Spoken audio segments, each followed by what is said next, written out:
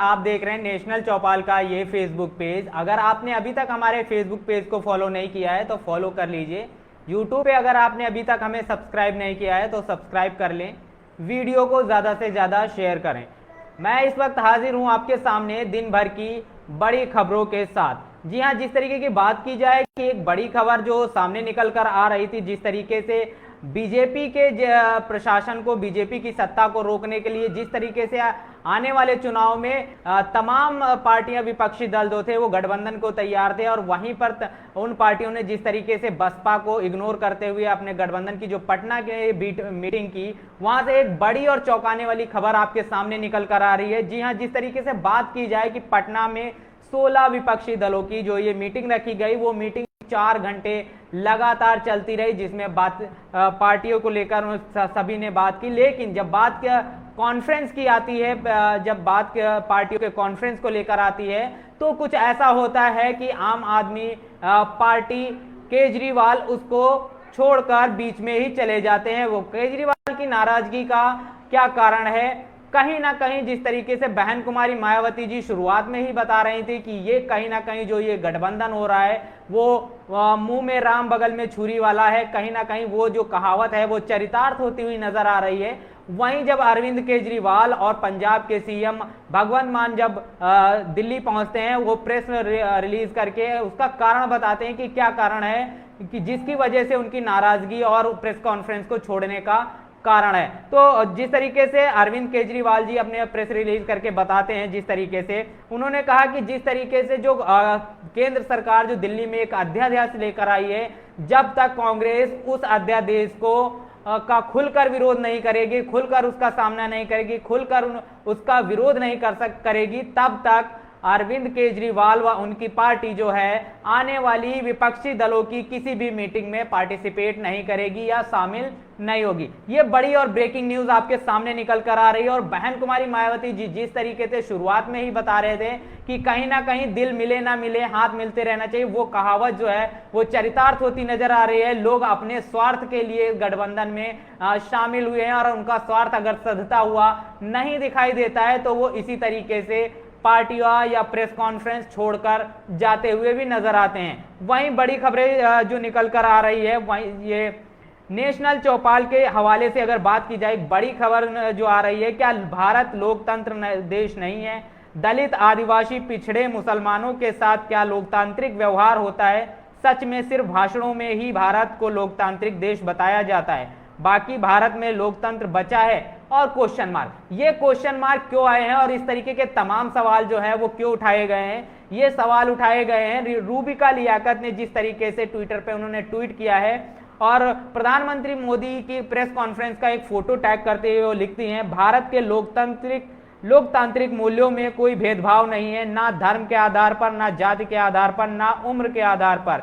PM Modi का सारे agenda धारियों का बेबाक जवाब। तो उसी के अगर बात की जाए तो जिस तरीके से भारत का परिदृश्य है किसी से छुपा हुआ नहीं है कि किस तरीके से भारत में धर्म, जाति, लिंग और जिस तरीके की बातें की जाए, कहीं ना कहीं इस तरीके का भेदभाव लगातार, जिस तरीके से आप देख रहे हो राजस्थान में जाति के आधार पर लगातार हत्याएं होती आती हैं, लगातार कुछ ना कुछ ऐसी एट्रोसिटीज होती रहती हैं जिससे एक पर्टिकुलर जाति को प्रताड़ित किया जाता है। वहीं मध्य प्रदेश से तमाम ऐसी खबरें आती रहती हैं, वहीं उत्तर प्रदेश से तमाम ऐसी खबरें आती हैं जहां पर जाति आधारित जो है न्यायपालिका पे अभी आरोप लगते हैं कि न्याय भी जाति आधारित है, पुलिस जो कार्रवाई कर रही है वो भी जाति आधारित है, और जिन पर ये शोषण हो रही वो भी पर्टिकुलर किसी ना किसी एक जाति विशेष के लोग हैं। तो इस तरीके से वहीं प्रधानमंत्री मोदी जी का जिस तरीके से विदेश में जाकर ये कहना है कि भारत में जाति, धर्म और उम्र के आधार पर कोई भी भेदभाव नहीं है, उस पर जो है ये सवाल, तमाम सवाल जो खड़े होते हुए नजर आ रहे हैं। वहीं India news one India tweet के माध्यम से एक बड़ी खबर जो समझ निकल कर सामने आ रही, जिस तरीके से विपक्षी एकता की बात हो रही थी, उस विपक्षी एकता पर जब ओपी राजभर को भी नहीं बुलाया गया, बहन कुमारी मायावती जी को भी नहीं बुलाया गया, तमाम ऐसे विपक्षी दल रह गए हैं जिनको इस विपक्षी एकता में नहीं बुलाया गया, और उसके साथ साथ कई ऐसे विपक्षी दल हैं जिन्होंने इससे किनारा कर लिया, और किनारा करने का कारण कहीं ना कहीं स्पष्ट होता हुआ भी नजर आ रहा है। जिस तरीके से अरविंद केजरीवाल जी प्रेस कॉन्फ्रेंस बीच में छोड़कर चले जाते हैं क्योंकि जो वो चाहते हैं वो नहीं हो रहा है, और कांग्रेस उस जो अध्यादेश आया है दिल्ली में उसका खुलकर विरोध नहीं कर रही है। तो उसी के ऊपर ओपी राजभर से जब बात की गई कि ओपी राजभर कहते हैं कि मायावती, जयंत चौधरी और राजभर के बिना विपक्ष अधूरा है, पश्चिमी यूपी में जयंत का साथ जरूरी है। राजभर ने बड़ी बात बोल दी है। वहीं पूर्वांचल जीतने के लिए राजभर का साथ बहुत जरूरी है। मायावती जी को नजरअंदाज नहीं किया जा सकता है क्योंकि उनके 1 दर्जन से ज्यादा राज्यों में वोट परसेंटेज है और वो एक राष्ट्रीय पार्टी है। जिस तरीके से बातें सामने निकल कर आ रही हैं, वहीं वैभव कुमार के ट्विटर हैंडल से एक बड़ी खबर निकल कर आ रही है। वैभव कुमार लिखते हैं कि विपक्षी एकता में ना मायावती, ना ओवैसी, ना दलित, ना मुसलमान, कैसे होगा कल्याण। 2024 में आने वाले जो 2024 में चुनाव हैं उसमें कैसे कल्याण होगा अगर बहन कुमारी मायावती जी नहीं है, ओवैसी नहीं है। जहां बात की जाए बहन कुमारी मायावती को इग्नोर करने की, वहीं पर दलित समाज इसको अपनी उपेक्षा समझ रहा है। वहीं मुस्लिम समाज को जिस तरीके से इससे पूरा इग्नोर किया गया, और वहीं अखिलेश यादव जिस तरीके से बात की जाए मुस्लिम समाज का नाम ना लेना पड़े उसके लिए उन्होंने पीडीएफ फॉर्मूला दिया ताकि बार बार उनको मुस्लिम शब्द का उच्चारण ना करना पड़े। तो कैसे ओवैसी और मायावती के बिना किस तरीके से एक मुस्लिम समाज का वोट है, एक दलित समाज का जो SC ST OBC जो बहन कुमारी मायावती जी का कोर वोट है, उसके बिना कैसे विपक्षी एकता जो है वो आने वाली वो बीजेपी को रोक पाएगा। इस पर एक बड़ा सवाल खड़ा होता हुआ नजर आ रहा है। वहीं न्यूज 24 के हवाले से एक बड़ी खबर निकल कर आ रही है। मुस्लिम जो ये जो बात बोली जा रही है वो ओबामा के द्वारा बोली जा रही है, मुस्लिमों की रक्षा करो वरना टूट जाएगा भारत, ये ओबामा का कहना है। न्यूज 24 के हवाले से बड़ी खबर आ रही है, मुस्लिमों की रक्षा करो वरना टूट जाएगा भारत, ओबामा। आपकी राय क्या है इस पर? इस तरीके का जो है खबरें लगाई गई है। जिस तरीके प्रोफेसर दिलीप मंडल जी के ट्विटर के हवाले से एक बड़ी खबर निकलकर सामने आ रही है। संघियों ने सोनिया गांधी जी की हिंदी का मजाक उड़ाया था, अब लोग मोदी जी की इंग्लिश का मजाक उड़ा रहे हैं। जी हां, जिस तरीके से बात की जाए लोग कह रहे हैं वक्त बड़ा बलिवान होता है और सबके सामने सारी चीजें आती हैं। जिस तरीके से शुरुआती दौर में देखा जाए सोनिया गांधी जी की हिंदी का मजाक उड़ाया जाता था, आज वहीं मोदी जी की इंग्लिश का मजाक उड़ाया जा रहा है। कोई पुनर्जन्म नहीं है, यह सब यहीं भुगतना पड़ता है। कर्मा थ्योरी बकवास है, ये झूठा है। झूठ है कि न्याय और सत्य की जीत होती है, न्याय और सत्य रोज हारते आप देख सकते हैं आचार्य दिलीप मंडल। जी हां, जिस तरीके से बात की जाए कि न्यायिक व्यवस्था पर भी उन्होंने एक बड़ा सवाल खड़ा किया है। जिस तरीके से दिन ब दिन झूठ के आधार पर जिस तरीके से तमाम राजनीतिक पार्टियां जो हैं अपना वर्चस्व बनाए हुए हैं उसको लेकर भी बड़ा सवाल है। और उन्होंने कहा कि कर्मा जैसा कुछ नहीं होता, पुनर्जन्म जैसा कुछ नहीं होता, सब कुछ आपको यहीं भुगत कर जाना होगा। वहीं इसके साथ साथ सोनिया गांधी और मोदी जी पर बड़ा तंज भी कसा है। उसके साथ साथ एक बड़ी खबर जो है वो छतरपुर जिले से आ रही है। मध्य प्रदेश के छतरपुर जिले में जिस तरीके से डिप्टी कलेक्टर निशा बांगरे ने मकान में गृह प्रवेश के लिए जो छुट्टी मांगी थी, छुट्टी नहीं मिलने पर उन्होंने अपना इस्तीफा दे दिया। गृह प्रवेश में जहां बात की जाए वहां पर जिस तरीके से उन्होंने इस्तीफा दिया है, मैं उसकी कुछ लाइनें आपको पढ़ के सुनाना चाहता हूं। उन्होंने क्या लिखा है? विषय पत्र से मैं हृदय की गहराई से अत्यधिक आहत हूं। उक्त इन्होंने लिखा है कि जो मकान का उद्घाटन था, उद्घाटन में जिस तरह से तथागत बुद्ध की, जिस तरह से उन्होंने लिखा है उक्त कार्यक्रम में विश्व शांति दूत तथागत बुद्ध की अस्थियों के भी दर्शन करने की अनुमति ना देने पर धार्मिक भावनाओं को अपूर्ण क्षति पहुंची है। जी हां, जिस तरीके से तथागत बुद्ध की अस्थियों के दर्शन ना करने देने पर उनकी धार्मिक भावना आहत हो गई है और उस धार्मिक भावनाओं को आहत होने की वजह से उन्होंने जो है अपने पद से इस्तीफा दे दिया है। वहीं बोलता हिंदुस्तान के माध्यम से एक बड़ी खबर निकलकर सामने आ रही है कि भारत में जाति धर्म के आधार पर कोई भेदभाव नहीं है। जिस तरीके से मोदी जी ने ये बात बोली है और उससे उस पर एक बड़ा सवाल बनता है, क्या आप इससे सहमत हैं? इस पर आप अपनी प्रतिक्रिया जरूर दीजिएगा। उसी के साथ साथ वैभव कुमार जी के ट्विटर हैंडल से एक दूसरी जो बड़ी खबर निकल कर आ रही है, यह कांग्रेस सरकार का मॉडल है जहां पर दलित को इंसान नहीं समझा जाता, सामूहिक दुष्कर्म, हत्या, अपन सब कुछ होता है लेकिन न्याय नहीं मिलता। आरक्षित सीटों के नेता गूंगे बहरे बनकर बैठ जाते हैं। विदेश में जाकर दुनिया भर की बात करने वाले राहुल गांधी को भी यह सब नजर नहीं आता। जी हाँ, जिस तरीके से बात की जाए सिर्फ बात जिस तरीके से कांग्रेस शासित प्रदेशों की बात की जाए, लगातार वो अपनी विपक्षी एकता दिखा रही है और सभी दलों को, सभी जाति के, सभी धर्म के लोगों को एक साथ करने की बात कर रहे हैं। वहीं अगर बात की जाए दलितों पर, जिस तरीके से एसटी ओबीसी माइनॉरिटी पर जिस तरीके से जुल्म अत्याचार कांग्रेस शासित प्रदेशों में होते हैं, कहीं ना कहीं जो है वो विचलित करने वाला है। और वो ये सारा इतना एट्रोसिटीज लगातार एक राजस्थान में ही आप देख सकते हो, इस तरीके से तमाम ऐसी दिन ब दिन खबरें आती हैं और फिर भी उस पर ना तो राहुल गांधी का ध्यान जाता, ना तो वहां के जो सीएम है उनका ध्यान जाता, ना ही जो एससी एसटी ओबीसी है उनकी तरफ कोई ध्यान दे रहा है, उनसे कोई फर्क नहीं पड़ने वाला है। तो किस तरह की एकता की आप बात करते हैं, किस तरह से आप और किस मुंह से आप जो है उन एससी एसटी ओबीसी से वोट मांगते हैं, और जब आप इस तरीके से उन्हें न्याय ही नहीं दिला सकते। वहीं जिस तरीके से बात की जाए प्रोफेसर दिलीप मंडल जी के ट्विटर हैंडल से एक बड़ी दूसरी खबर निकलकर सामने आ रही है। मोदी जी विदेश में हैं, कोई शब्द बोलते हुए लड़खड़ा गए। सेंट जोवियर्स पॉज स्टीफन्स में पढ़ने का मौका नहीं मिला, छोटे परिवार के होंगे, उनकी इंग्लिश का मजाक उड़ाकर आप क्या साबित करने की कोशिश कर रहे हैं। मोदी विरोध में लोग मानसिक बीमार बन गए हैं। जी हाँ, जिस तरीके से दिलीप मंडल ने जिस तरीके से कटाक्ष करते हुए ये शब्द लिखा है कि शायद मोदी जी को उन कॉन्वेंट स्कूलों में पढ़ने का मौका नहीं मिला क्योंकि किसी न किसी छोटे परिवार से होंगे, और मोदी विरोध में लोग इस तरीके से मानसिक बीमार हो गए तो किसी भी चीज का विरोध वो कर रहे हैं। वहीं बड़ी खबर जो निकलकर सामने आ रही है वो नेशनल चौपाल के माध्यम से निकल कर आ रही है, जहां पे विपक्षी पार्टियों के रवैये से ऐसा नहीं लगता कि वे यहां अपने उद्देश्य के प्रति गंभीर व सही मायने में चिंतित हैं। मायावती, जी हाँ, जिस तरीके बहन कुमारी मायावती जी ने शुरुआती दौर में विपक्षी एकता को लेकर जो मीटिंग है उसको लेकर शुरुआती दौर में कह दिया था कि विपक्षी पार्टियों के रवैये से ऐसा कतई नहीं लगता कि वे यहाँ पर अपने उद्देश्य के प्रति गंभीर व सही मायने में चिंतित हैं। जी हाँ, वो देश के लिए, देश के लोगों के लिए चिंतित हुई नजर नहीं आती हैं, वो कहीं ना कहीं अपने स्वार्थ के लिए ही चिंतित व गंभीर होती हुई नजर आती है। और उसी का परिणाम जो सामने निकल कर आया, किस तरीके से केजरीवाल जी जो है प्रेस कॉन्फ्रेंस छोड़कर दिल्ली वापस लौट जाते हैं। वहीं शायद कासिम सर लिखते हैं अपने ट्विटर में, बिना माया और ओवैसी के कैसा गठबंधन।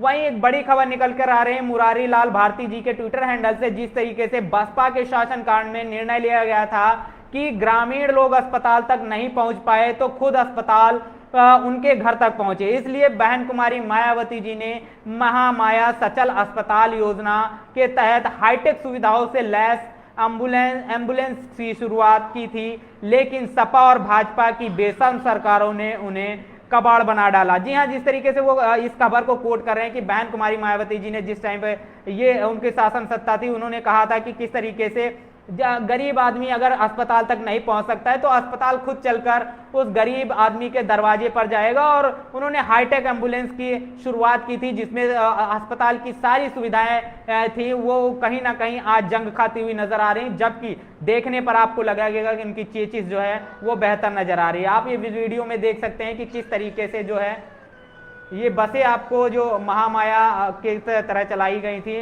अस्पताल घर पहुंचाने के लिए बहन कुमारी मायावती जी द्वारा शुरू किया गया था, और किस तरीके से आपको धूल खाती हुई नजर आ रही हैं। और आपको देख के साफ नजर आ जाएगा, देखिए लिखा हो महामाया।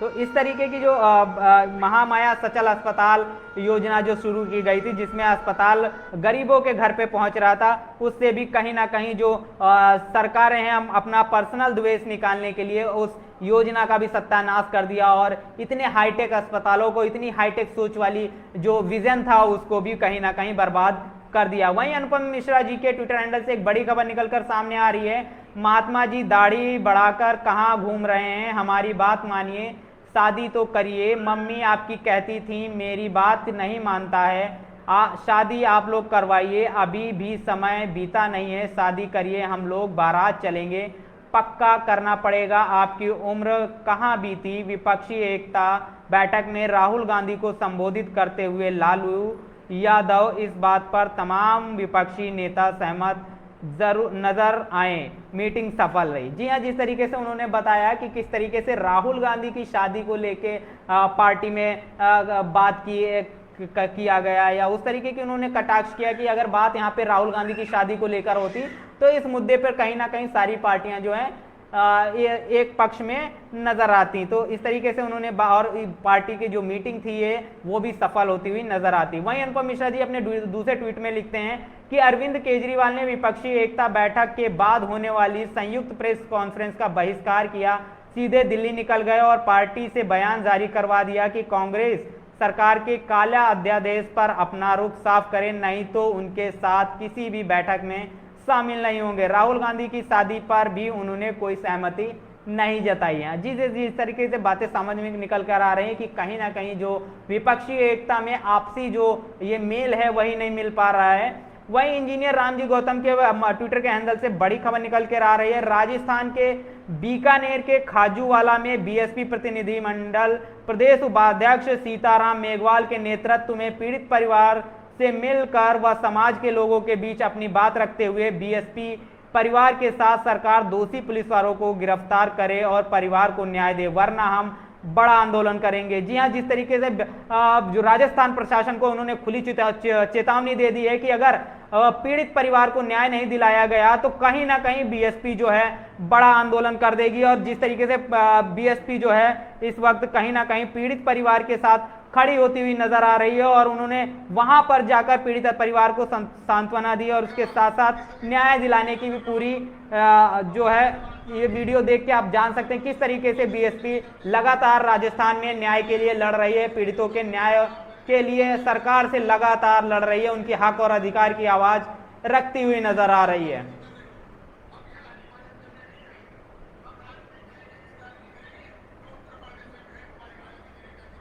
जबकि वहां के पदाधिकारियों ने कह दिया है कि हम वहां राजनीति नहीं करने आए हैं, राजनीति हमारी बहन कुमारी मायावती जी करेंगी, हम लोग यहाँ पीड़ित परिवार को न्याय दिलाने के लिए आए हैं। इस तरीके की जो खबर ये सामने निकल कर आ रही। वहीं इंजीनियर रामजी गौतम के ट्विटर के हवाले से एक दूसरी खबर, जो बड़ी खबर निकल कर आ रही, बहुजन समाज के लोग ठान लें कि जो लोग हमारा संविधान बदलना चाहते हैं तो उनको इस लायक नहीं छोड़ना है कि वह हमारा संविधान बदल सके। बहन जी जिंदाबाद। संविधान के सम्मान में बीएसपी मैदान में जय भीम जय भारत, इस तरीके का उन्होंने जिस तरीके से ये बात बोली है कि संविधान को जो लोग बदलने की मंशा रखते हैं उनको इस काबिल नहीं छोड़ा जाएगा कि वो संविधान बदलने के लायक ही रह जाएं। वहीं बहन कुमारी मायावती जी के ट्विटर हैंडल से एक बड़ा बयान सामने निकल कर आया है। मध्य प्रदेश सरकार के विध्वंसकारी द्वेषपूर्ण बुलडोजर राजनीति लोगों के घर व स्कूल तोड़ते तोड़ते आप पीएम आवास योजना के अंतर्गत बने गरीबों के मकान भी तोड़ने लगी है, जो अति निंदनीय है।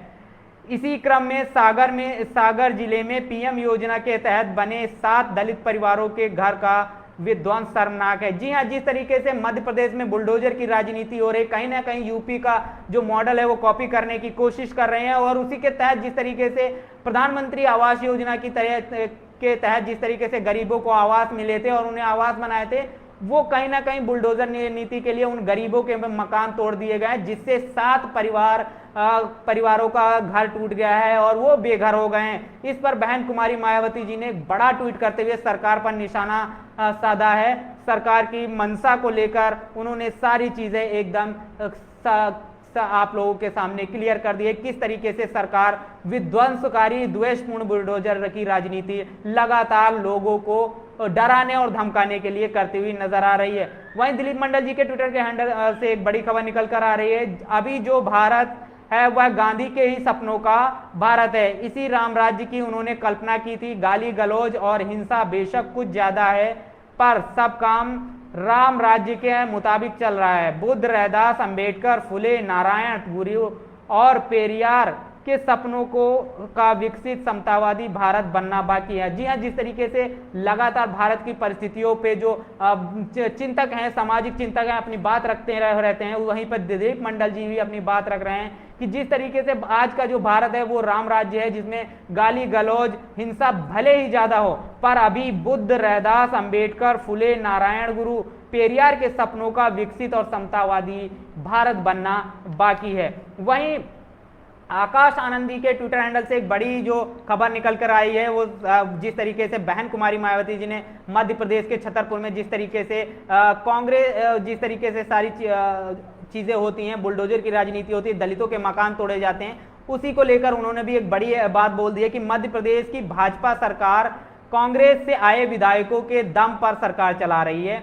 जी हाँ, जिस तरीके से बात की जाए कि मध्य प्रदेश में जिस तरीके से बात की जाए तो उसके जो विधायक हैं कहीं ना कहीं कांग्रेस से आए आदि, जिन्हें तोड़कर बाद में बीजेपी में शामिल कर लिया गया, तो उनसे न्याय की उम्मीद करना वैसे ही बेईमानी है। सागर के जिले में दलित परिवारों के साथ नाइंसाफी भाजपा और कांग्रेस के दलित विरोधी मानसिकता का नतीजा है। इस शर्मनाक हरकत का जवाब दलित समाज जल्द ही देगा। जी हाँ, जिस तरीके से बड़ी उन्होंने हमलावर होते हुए भाजपा के साथ साथ कांग्रेस को भी उन्होंने घेर लिया है और तमाम बातों के साथ साथ उन्होंने कहा है कि दलित समाज जिस तरीके से आपका रवैया है, जिस तरीके से भाजपा और कांग्रेस का रवैया दलित समाज के प्रति है, उसका जवाब वो आने वाले समय में जरूर देगा। जी हाँ, जिस तरीके से बात की जाए विपक्षी दलों की जो मीटिंग रही उसमें बहन कुमारी मायावती जी को ना बुलाना कहीं ना कहीं दलित समाज उसको खुद का अपमान समझ रहा है। और इसके साथ ही साथ जिस तरीके से केजरीवाल उसको छोड़कर चले जाते हैं, तमाम ऐसे लोग होते हैं जो उस पार्टी में जाते ही नहीं है, उस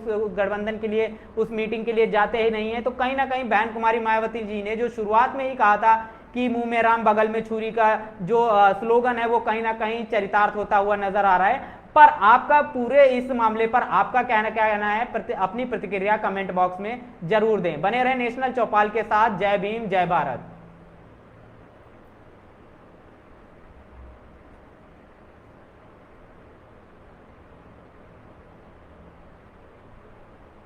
बहुजन विचारधारा को घर घर तक पहुंचाने के लिए हमारे YouTube चैनल को सब्सक्राइब करें, लाइक करें, कमेंट करें, शेयर करें और बेल आइकन की घंटी दबाना ना भूलें।